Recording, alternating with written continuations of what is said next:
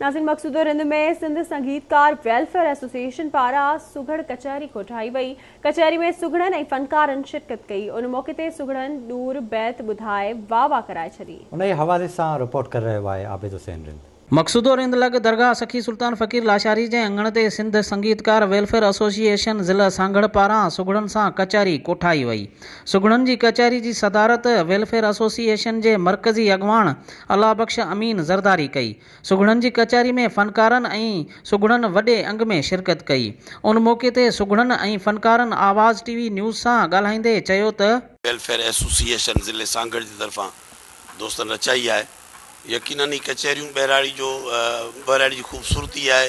बहिराड़ी जा माण्हू गॾिजनि था, जिन में शाइर सुघड़ फ़नकार सभु गॾिजनि था।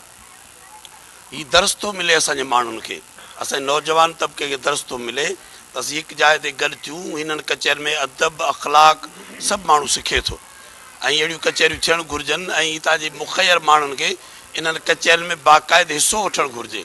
त जॾहिं माण्हू हिसो वठंदा, हिते इल्मु छा आहे, अदब छा आहे, अख़लाक छा आहे, दरगाहूं छा आहिनि, इन सभिनी शयुनि जो जेको निचोड़ आहे सो ही कचहरियूं आहिनि ऐं कचहरियूं क़ाइमु थियणु घुरिजनि। ऐं पहिरियां थोराइतो आहियां सेवा जे दोस्तनि जो रज़ामंद बिरोही ऐं साजिद अली रिंद साहिब जो, जिन हेॾो वॾो मांडाण मचायो आहे। ऐं उस्ताद मंज़ूर अली ख़ान चवंदो सिंध जूं दरगाहूं मूसीक़ीअ जा दरसगाह आहिनि, कचहरियूं आहिनि या ही महफ़िलूं आहिनि। असीं इन्हनि खे ईद जे बराबरि मल्हाईंदा आहियूं।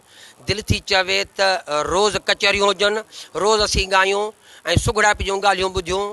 ऐं लतीफ़ साईं चयो सुर उमर मारूहीअ में त जर में सिपियूं जीअं आहिनि अबर आसरे, जीअं कुंजूं सारीन रोह खे मूं तन अंदरि तीअं, हुत वाइदा वञण जा हित निभायां हीअं, कोठे वेहां कीअं जे हित नज़र बंदि नुहां। दिलि थी चवे त रोज़ु प्रोग्राम हुजनि, रोज़ु असीं सुघड़ ॻाईंदा रहूं।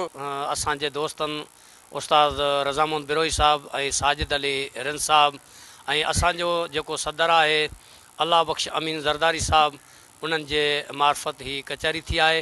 हिमाबती माण्हू गॾु थिया आहिनि ऐं असांखे तमामु सकून पहुतो आहे ऐं असांजी दिलि चवे थी त अहिड़ा कचहरा थियणु घुरिजनि त जीअं असांजो नौजवान तबिको जेको आहे उहो हिन मां कुझु सिखिया वठे, कुझु हासिलु करे, कुझु पिराए। सुघड़नि ऐं फ़नकारनि जो चवणु हो त अहिड़ियूं सुघड़ कचहरियूं थियणु खपनि, छो त सुघड़ कचहरियुनि मां मोहबत ऐं अमन जो पैगाम मिले थो ऐं अहिड़ियूं सुघड़ कचहरियूं वक़्त जी अहम ज़रूरत आहिनि। कैमरामैन शहबाज़ अली रिंद सां गॾु आबिद हुसैन रिंद, आवाज़ टीवी न्यूज़, मक़सूदो रिंद।